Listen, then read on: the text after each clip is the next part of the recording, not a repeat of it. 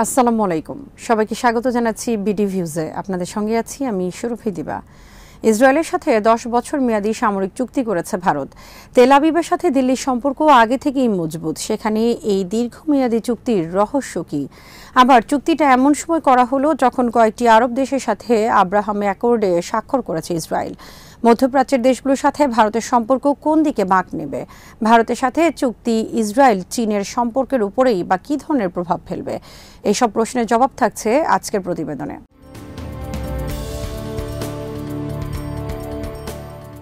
ইসরায়েলের নতুন সরকারের সাথে সম্পর্ক জোরদার করতে তেল আবিব সফর করেছেন ভারতের পররাষ্ট্রমন্ত্রী এস জয়শঙ্কর। নেতানিয়াহুর পর এখন ইসরায়েল সরকারের নেতৃত্ব দিচ্ছেন প্রধানমন্ত্রী নাফতালি বেনেট। কৌশলগতভাবে গুরুত্বপূর্ণ একটা সময়ে এই সফর হল, কারণ 2020 সালের আব্রাহাম অ্যাকর্ডে স্বাক্ষর করেছে ইসরায়েল, সংযুক্ত আরব আমিরাত আর বাহরাইন। মধ্যপ্রাচ্যের হিসেব নিকেশ বদলে দিতে পারে এই চুক্তি। এই চুক্তির প্রেক্ষাপটে জয়শঙ্করের ইসরায়েল সফর অত্যন্ত তাৎপর্যপূর্ণ। সফরকালে বেনেটও তেমন বার্তাই দিয়েছেন। দুই দেশের মধ্যে সম্পর্ক আরও এগিয়ে নেওয়ার উপর জোর দিয়েছেন তিনি।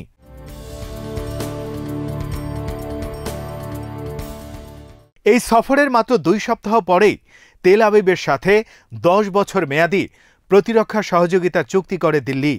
তেল আবিবে অনুষ্ঠিত ভারত ইসরায়েল যৌথ ওয়ার্কিং গ্রুপের 15তম বৈঠকে এই চুক্তি হয়।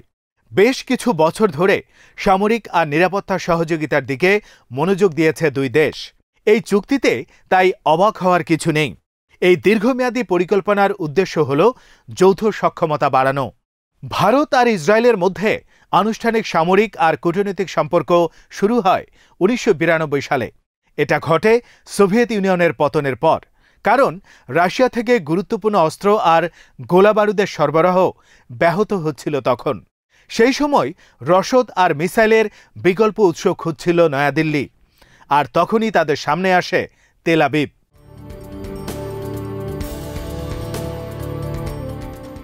ইসরায়েলের সাথে অধিকাংশ দ্বিপাক্ষিক চুক্তির তথ্য সাধারণত গোপন রাখে ভারত, যাতে ইরান বা অন্যান্য আরব মিত্রদের সাথে সম্পর্কের উপর এর প্রভাব না পড়ে। জ্বালানি তেলের জন্য এই দেশগুলোর উপর নির্ভর করতে হয় ভারতকে। 1962 সালে চীনের বিরুদ্ধে এবং 1965 ও 1971 সালে পাকিস্তানের বিরুদ্ধে যুদ্ধেও ভারতকে সীমিত পরিসরে সামরিক সহায়তা দিয়েছিল ইসরায়েল।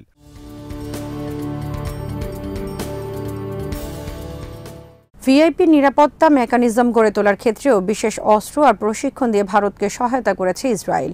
1984 সালে ইন্দিরা গান্ধী নিহত হওয়ার পর ওই সহায়তা দিয়েছিল তেল আবিব। দুই দেশের অধিকাংশ দ্বিপাক্ষিক চুক্তির ক্ষেত্রে গোপন ভেন্যু হিসেবে ব্যবহৃত হয়েছে সাইপ্রাস। 1998 সালে ভারত যখন পারমাণবিক পরীক্ষা চালায় তখনও কোনো নিন্দা জানায়নি ইসরায়েল, বরং প্রতিরক্ষা সম্পর্ক আরও জোরদার করেছে তারা।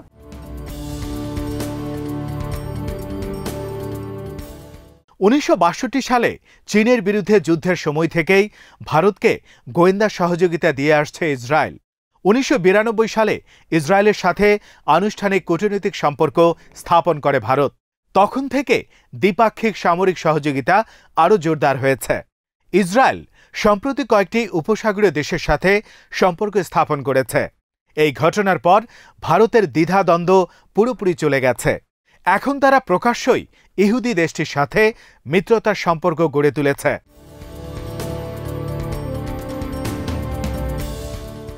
অস্ত্র কেনার দিক থেকে ভারতের অবস্থান এখন বিশ্বে দ্বিতীয়। এতদিন সোভিয়েত আর রাশিয়ান অস্ত্রের উপর বেশি নির্ভর করেছে ভারত, কিন্তু এখন তারা সেখান থেকে সরে আসতে চাচ্ছে। আবার ইসরায়েল এক্ষেত্রে সর্বোচ্চ সামর্থ্য নিয়ে এগিয়ে এসেছে। ভারতকে তারা উচ্চ প্রযুক্তির সামরিক সরঞ্জাম দিয়েই থেমে থাকেনি, বরং ভারতের নিজেরও যাতে অস্ত্র তৈরির সক্ষমতা তৈরি হয় সেজন্য তারা প্রযুক্তি হস্তান্তর আর সহায়তা করে যাচ্ছে। ইসরায়েল এরই মধ্যে ভারতের দ্বিতীয় বৃহত্তম অস্ত্র বাজার হয়ে উঠেছে। দুই দেশের সামরিক বাহিনী এখন যৌথ মহড়াতেও অংশ নিচ্ছে।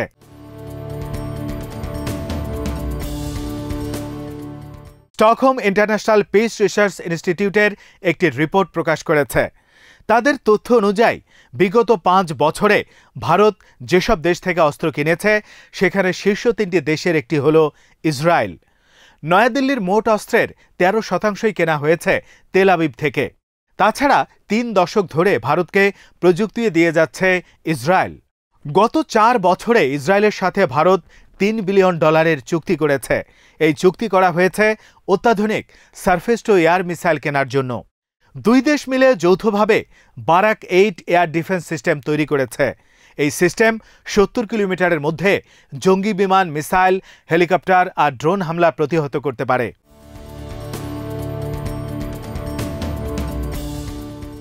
সম্প্রতি ব্লু ফ্ল্যাগ আন্তর্জাতিক মহড়ায় অংশ নিয়েছে দুই দেশ। মহড়ার জন্য প্রথমবারের মতো এক স্কোয়াড্রন মিরেজ জঙ্গি বিমান ইসরায়েলে পাঠিয়েছিল ভারত। সম্প্রতি যে যৌথ রোডম্যাপ নেওয়া হলো, এরও আগে থেকেই ইন্দো ইসরায়েলি প্রতিরক্ষা সম্পর্ক হাত ধরাধরি করে চলেছে। উদাহরণ হিসেবে ইসরায়েলের পেগাসাস স্পাইওয়্যারের কথা বলা যায়। ভারতই এই স্পাইওয়্যার মোতায়েন করেছিল বলে খবর বেরিয়েছে, যদিও এই ইস্যুতে রহস্যজনকভাবে নীরব রয়েছে নয়াদিল্লি।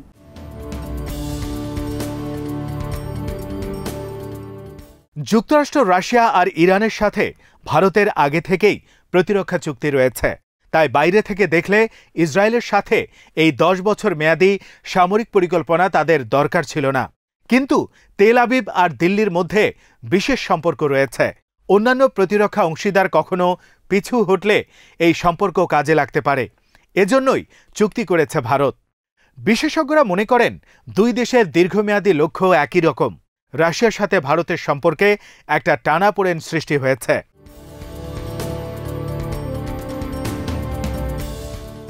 নয়াদিল্লি তাই ইসরায়েলের সাথে সামরিক সহযোগিতা পাকাপোক্ত করতে চাচ্ছে।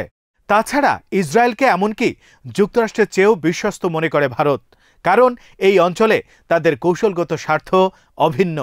আর ভারত আর ইসরায়েলের এই 10 বছর মেয়াদী চুক্তি দ্বিপাক্ষিক সামরিক আর নিরাপত্তা সহযোগিতা আরও মজবুত করবে, যদিও আগে থেকেই সেটা যথেষ্ট শক্ত জায়গায় রয়েছে।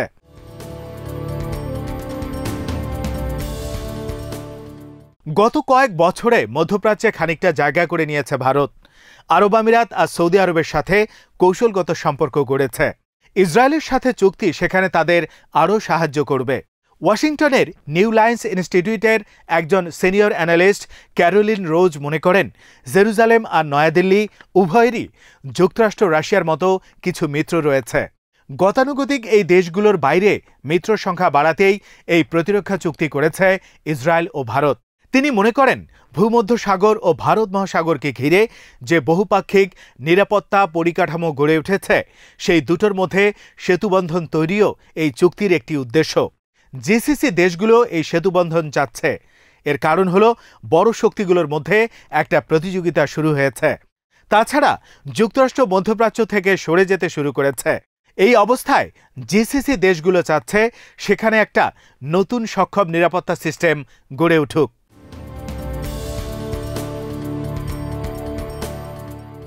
এই চুক্তি চীনের উপর প্রভাব ফেলতে পারে, কিন্তু সেখানে অন্য একটা মাত্রা রয়েছে। ইসরায়েলের সাথে চীনের সম্পর্ক এখন ঊর্ধ্বমুখী, কিন্তু নয়াদিল্লির সাথে বেইজিংয়ের সম্পর্ক আবার সাপে নিউলে। চীন ভারত সীমান্তের লাদাখে দুই দেশের সীমান্তরক্ষী বাহিনীর মধ্যে মাঝে মাঝেই সংঘর্ষ হচ্ছে। আবহাসিদ ফাউন্ডেশন ফান্ডের প্রতিষ্ঠাতা লুকাস পিরজিবিস জিউস্কি মনে করেন, এই চুক্তি নিঃসন্দেহে বেইজিংয়ের মধ্যে উদ্বেগ সৃষ্টি করবে।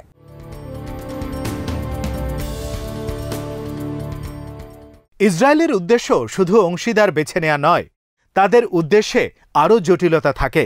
এই 10 বছর মেয়াদী রোডম্যাপকে তেল আবিব দর কষাকষির অস্ত্র হিসেবে ব্যবহার করতে পারবে।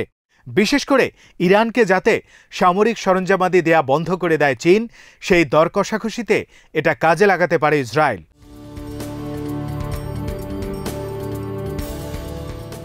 পিরজিবিস জিউস্কির মতে, এই পরিকল্পনা সফল হতে হলে দুটো শর্ত পূরণ হতে হবে।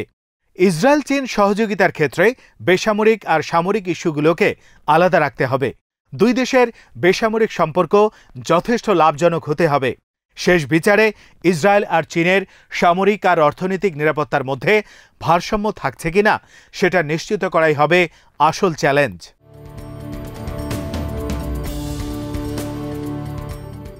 ভারসাম্য রক্ষার ইস্যুতে যুক্তরাষ্ট্র আর চীনের সাথে ইসরায়েলের ব্যাক চ্যানেলে যোগাযোগ রয়েছে। এই যোগাযোগটা আগামীতে আরও জটিল মাত্রা পাবে। ইন্দো ইসরায়েলি দ্বিপাক্ষিক সম্পর্ক নানা খাতে ছড়ানো। এর মধ্যে রয়েছে প্রযুক্তি, অর্থনীতি, নিরাপত্তা, তথ্য বিনিময় আর স্বাস্থ্যসেবা। দুদেশের মধ্যে মুক্ত বাণিজ্য নিয়ে আলোচনা আবার শুরু হয়েছে। অন্যদিকে বহুপাক্ষিক পর্যায়ে যুক্তরাষ্ট্র, ভারত, ইসরায়েল আর আরব আমিরাতের মধ্যে অংশীদারিত্বের সম্পর্কটি অর্থনৈতিক কোয়াড হিসেবে আবির্ভূত হতে পারে। চীনের বেল্ট অ্যান্ড রোড ইনিশিয়েটিভের মোকাবেলায় এই পথে হাঁটতে পারে তারা।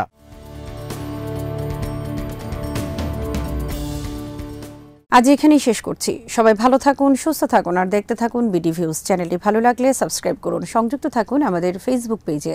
আল্লাহ হাফেজ।